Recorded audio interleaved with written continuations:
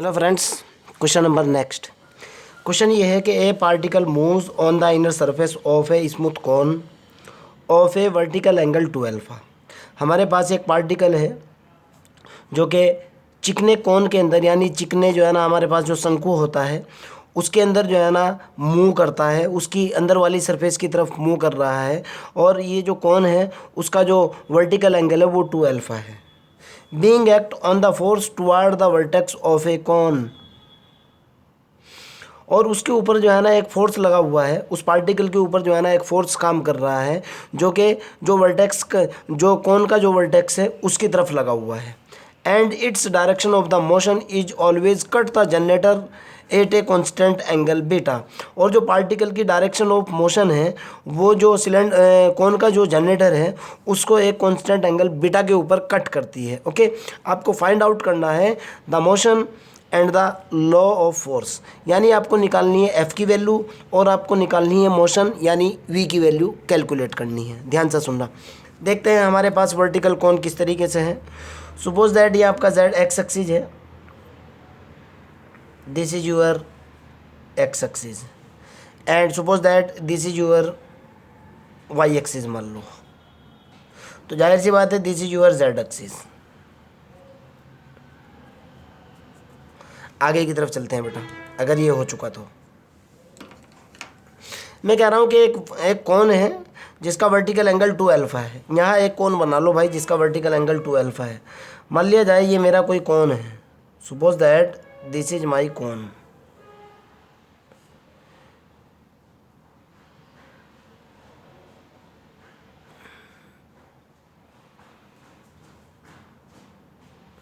मान लिया जाए ये मेरा कोन हुआ, ये वाला।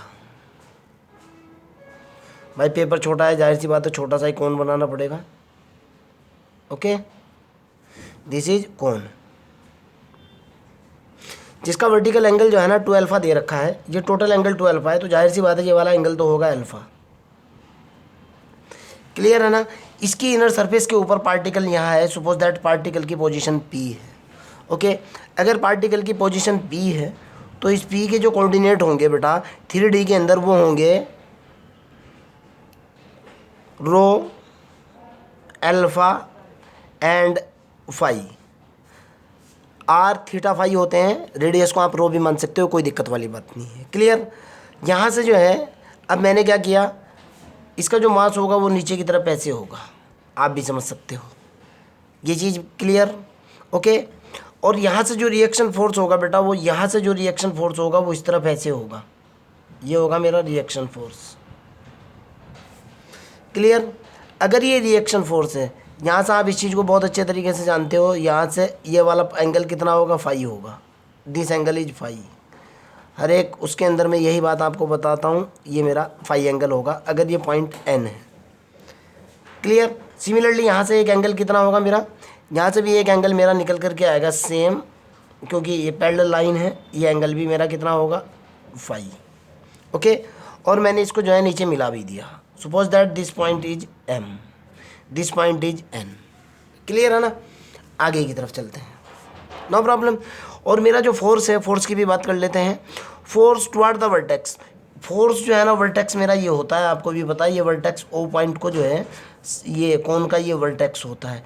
फोर्स जो काम कर रहा है वो इस डायरेक्शन में यहाँ काम कर रहा है एफ। क्लियर। वर्टेक्स की तरफ है।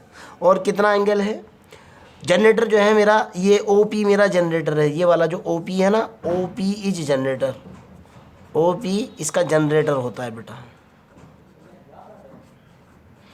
जनरेटर के साथ बीटा कोण बनाता है, देखो आप साफ साफ लिखा हुआ है ये वाली चीज़। No problem. आगे की तरफ चलते हैं। पहले थोड़ी सी थ्योरी है, उसके बाद मैं क्वेश्चन को सॉल्व करता हूँ।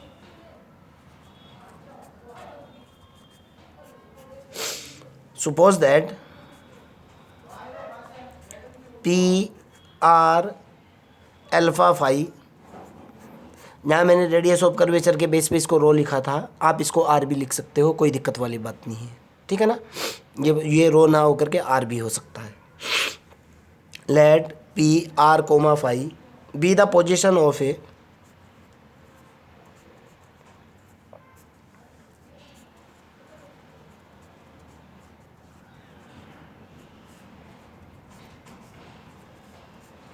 पार्टिकल, पार्टिकल की पोजीशन किस पॉइंट के ऊपर है, मान लिया पार्टिकल पी पॉइंट के ऊपर रखा हुआ है, okay, of, let P be the position of a particle of mass कितना मान लूँ भाई मैं, of mass small M, on the surface of the cone, कहाँ रखा हुआ है, सरफेस, कोन की सरफेस के ऊपर, on the surface of cone.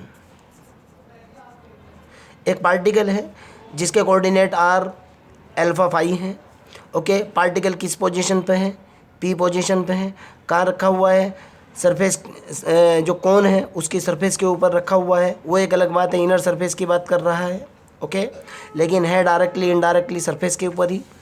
Particle का जो मास है वो मैंने कितना मान लिया है, एम मान लिया है, ओके।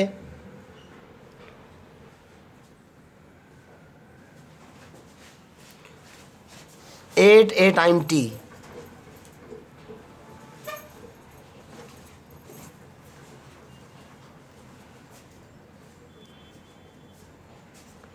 एंड जो मेरा लगने वाला फोर्स है उसकी बात कर रहा हूँ, F, F be the force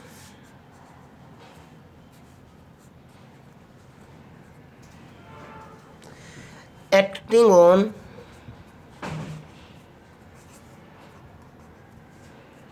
it, किस तरफ लगा हुआ है, टुवार्ड्स द वर्टेक्स,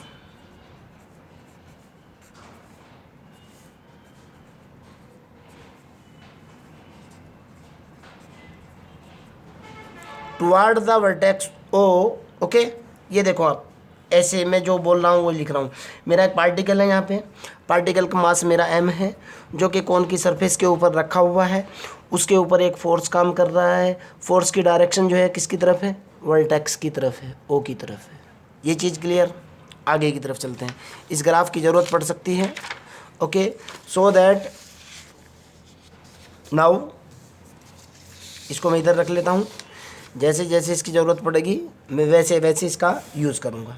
नाउ इस पोजीशन में मेरे पास क्या होगा, वी नो दैट, जो मैं इनिशियल एंगल लेकर के चलता हूँ हर क्वेश्चन के अंदर, या जो सपोज किया जाता है, थीटा इज इक्वल टू कितना होगा बेटा, अल्फ़ा होगा, और D theta over D T की वैल्यू कितनी होगी, D alpha over D T होगी, और D alpha over D T is equal to zero होगा, क्योंकि alpha is a constant angle.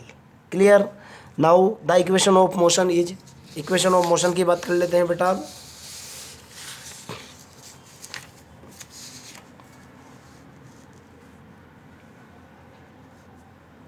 Now the equation of motion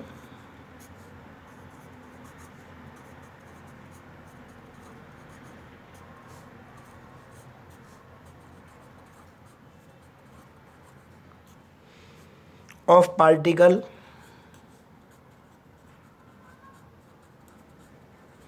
equation of motion of particle अब क्या होगी बेटा, m into d two are over D T square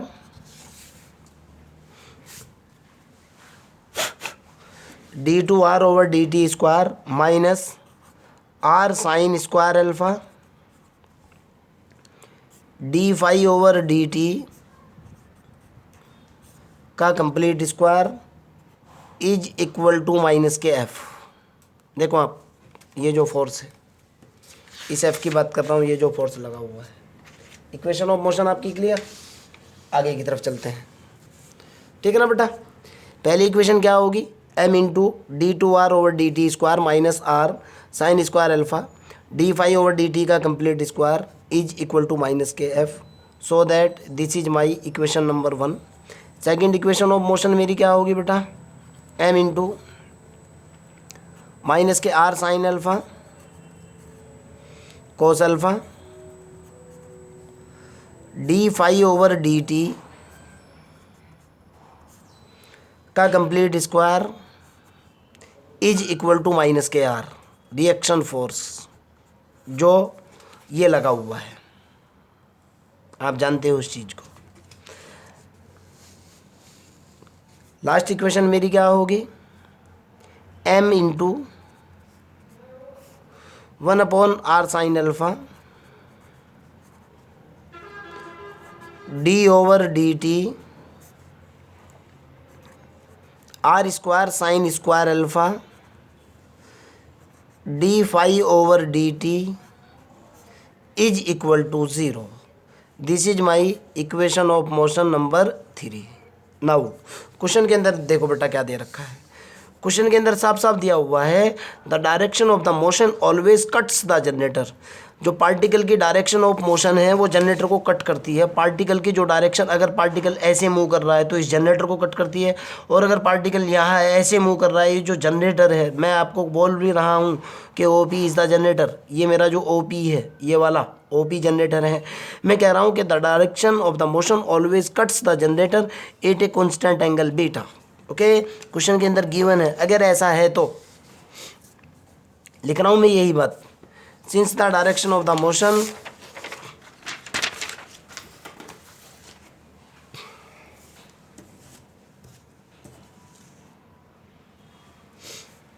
since the direction of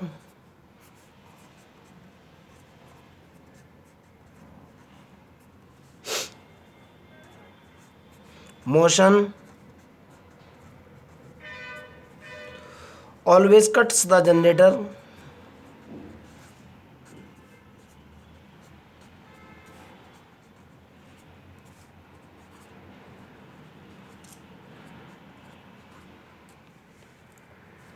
generator कौन सा था मेरा, बता चुका हूँ मैं आपको, OP 8 angle beta, 8 angle beta.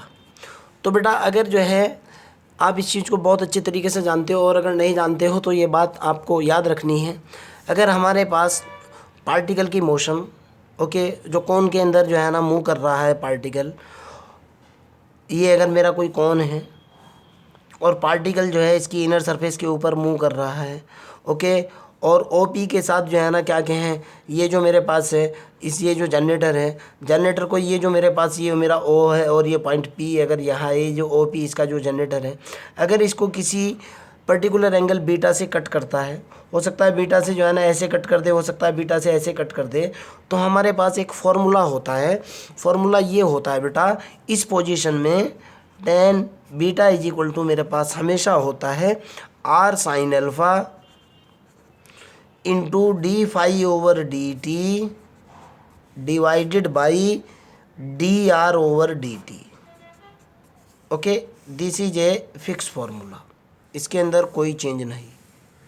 ध्यान से सुनना, अगर मैं d/dt को फाई डॉट लिख दूं, सपोज दैट मैं इसको लिख दूं फाई डॉट, इसको थोड़ा सा स्पेस बचाने के लिए, और dr/dt को मैं r डॉट लिख दूं, तो ये जो फार्मूला है मेरा कैसे बन जाएगा बेटा, ये जो फार्मूला है ये इस फॉर्म में नज़र आएगा आपको। Tan beta is equal to कितना होगा बेटा, tan beta is equal to हो जाएगा R sine alpha phi dot divided by R dot. Okay, suppose that ये आपकी इक्वेशन नंबर 4 है। ओके, अब नाउ फ्रॉम इक्वेशन 3, जहाँ से मैं क्वेश्चन को लेकर के चलता था वहीं से चलूँगा। नाउ फ्रॉम इक्वेशन 3, तीसरी इक्वेशन से देखो आपके पास क्या निकल करके आएगा। यहाँ मेरे पास है m into 1/r sine alpha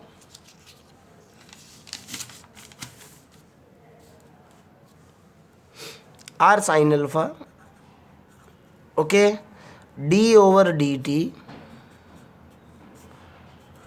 r² sin² alpha d/dt is equal to 0। आप इसको हल करो भाई, ये हो जाएगा सीधा d/dt r²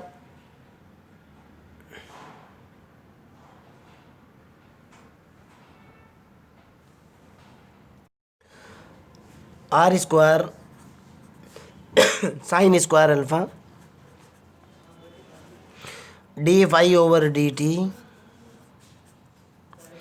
is equal to 0 upon m upon r sine alpha. तो ये तो 0 हो जाएगा भाई, ये निकल करके आएगा d over D T R square sine square alpha into D phi over D T is equal to 0। अब ध्यान से सुनना बेटा, मैं आपको पहले ही बोला था, ये देखो आप, सीधा सीधा बोल रहा हूँ मैं, चूँकि अल्फ़ा बराबर कितना है, थीटा है, और ये एंगल क्या है, कांस्टेंट है। जब और सवाल पैदा ये होता है कि अल्फ़ा एंगल कांस्टेंट क्यों है। देखो आप बेटा समझने की कोशिश करना, ये मेरे पास जो कोण है, कोण का ये वर्टेक्स का एंगल है, ओके, ठीक है ना भाई। ऐसा तो नहीं है कि कोण को हम बड़ा कर दें या छोटा कर दें, कोण तो एक ही साइज़ का लेना होगा, अर्थात वर्टेक्स एंगल इसका फिक्स होता है। अगर वर्टेक्स एंगल फिक्स है तो कांस्टेंट होगा, तो D alpha over D T की वैल्यू, ओके, ये 0 हो जाएगी, क्योंकि अल्फ़ा फिक्स है, अल्फ़ा कांस्टेंट है। तो जब ये कांस्टेंट है तो यहाँ भी साइन अल्फ़ा का यूज़ हो रहा है, मैं डिफ्रेंशिएशन कर रहा हूँ विद रिस्पेक्ट टू टी, तो जाहिर सी बात है ये भी 0 हो जाएगा। यहाँ से मैं इसको लिख सकता हूँ बेटा, ध्यान से देखना, sign square alpha constant quantity है क्योंकि अल्फ़ा कांस्टेंट है, ओके, और इसको लिखा जा सकता है D over D T R square D phi over D T is equal to 0। और यहाँ से मेरे पास जो रिजल्ट निकल करके आएगा बेटा वो होगा सीधा D over D T R square D phi over D T is equal to 0। Clear. आगे की तरफ चलते हैं, मैं इसको इंटीग्रेट करूँगा। मैं कह रहा हूँ मेरे पास जो रिजल्ट निकल करके आया D over D T R square D phi over D T is equal to 0। क्यों? क्योंकि यहाँ अल्फ़ा कांस्टेंट था। आगे चलते हैं, जब मैं इसको इंटीग्रेट करता हूँ, integrate with respect to T,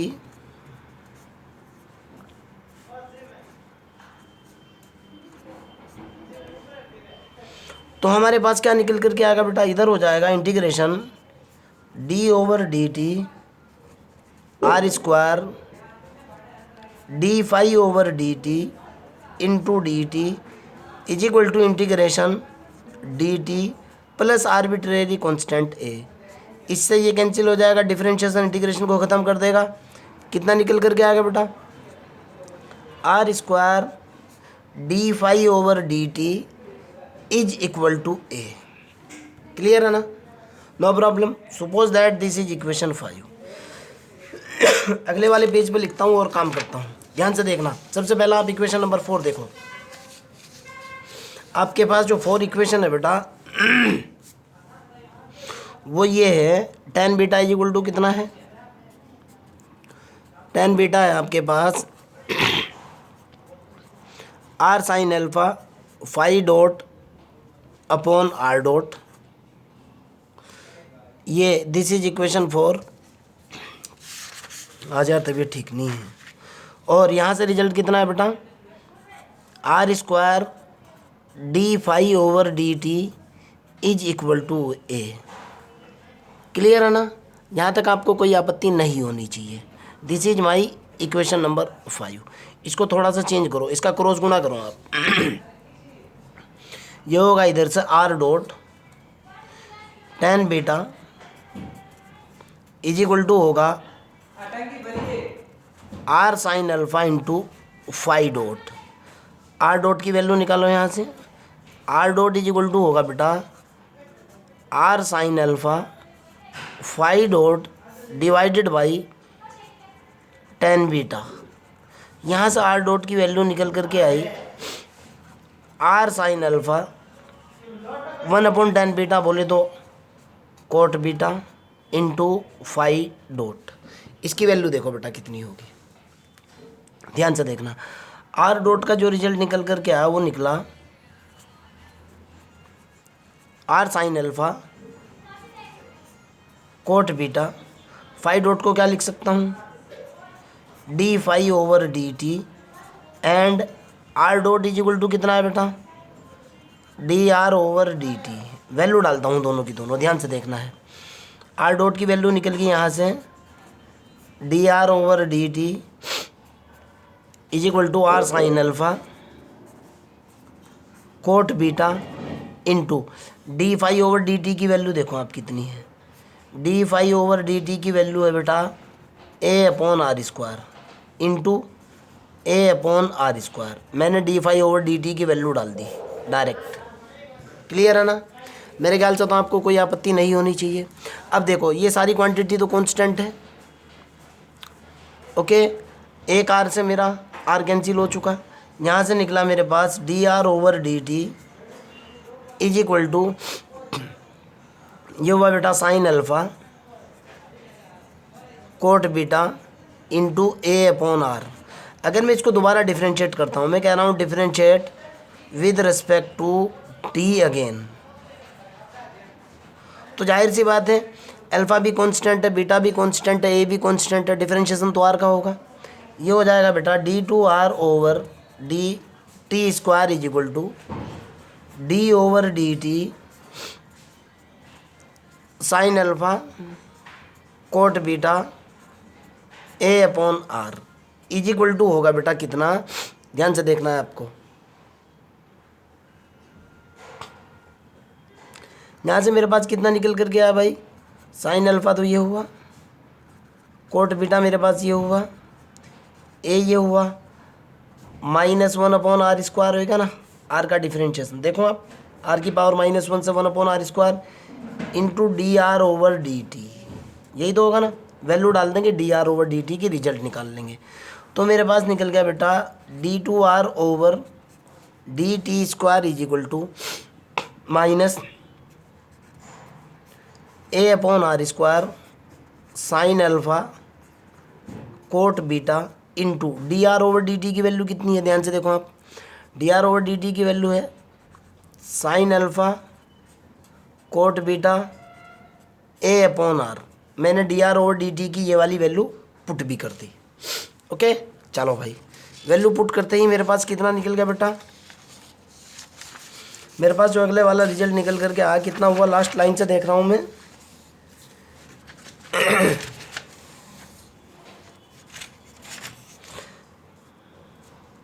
ये निकला d two are over D T square is equal to a into a, ध्यान से देखना, a into a minus a square बटे आर की पावर 3 साइन स्क्वायर अल्फ़ा हो जाएगा और into cot square beta. Clear है ना? No problem. आगे की तरफ चलते हैं। अब मैं इसका यूज़ करूँगा इक्वेशन नंबर 2 के अंदर, ध्यान से देखना है बेटा। Now I will use this equation equation 1 के अंदर इसका यूज़ करने वाला हूँ, ध्यान से देखना। फ्रॉम इक्वेशन 1, ये क्लियर हो चुका। Now from equation 1